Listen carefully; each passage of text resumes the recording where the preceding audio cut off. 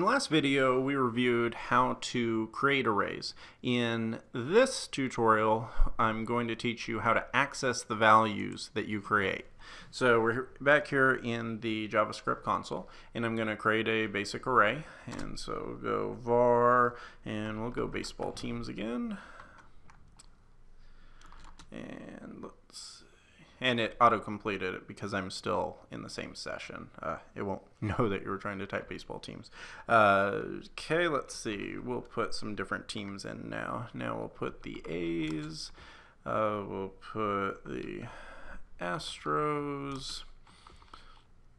We'll put the Marlins, the Nationals, and the Diamondbacks. Okay, and so we will create that array, and we use the literal syntax just to make sure that you see what we have in here. We have the A's, Astros, Marlins, Nationals, and Diamondbacks. Exactly what we created.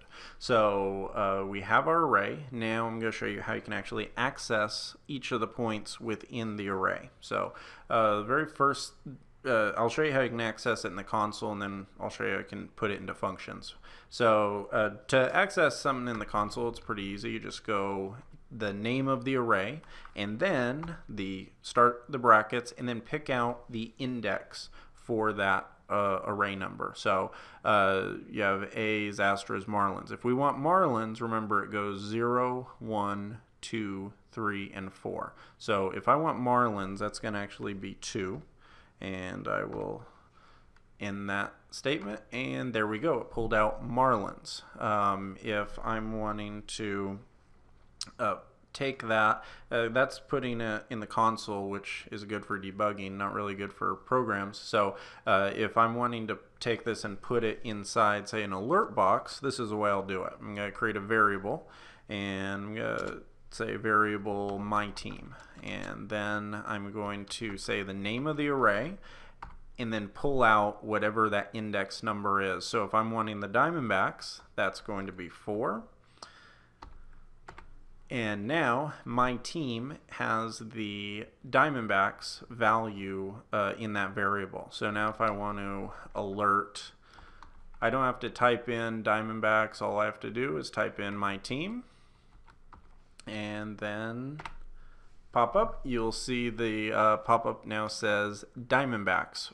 So the way this worked is it took in the array, it assigned the array value for the 4th element into the my team variable. Then when I called a function on it, the alert function, for my team, it went reference the array, said okay, number 4 is the Diamondbacks, and that is what we're going to pop up. So that's it in the alert box. If you the other thing that you're going to want to do is be able to change values in the arrays, and the way you do that is very simple. You just type in the name of the array. So we'll type in baseball teams, and you do the whatever the index is. So say we want to change the A's, so that would be index 0.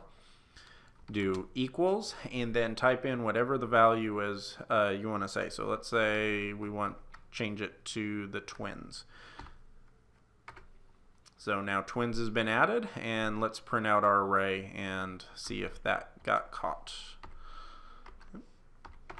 There you go. So now you look at your array, you have, instead of up here you saw you had the A's, Astros, Marlins, Nationals, Diamondbacks.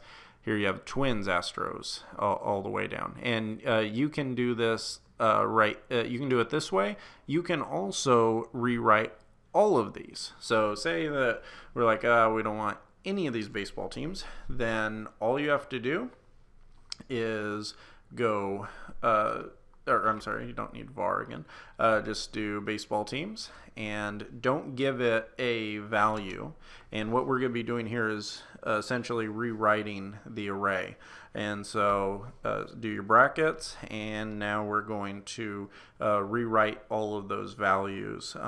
So let's go with Yankees, and we're going to go with our same teams from before, Mets, and I forget the other one we did. So we'll just pick out let's see, Rangers. I think that may have actually been it.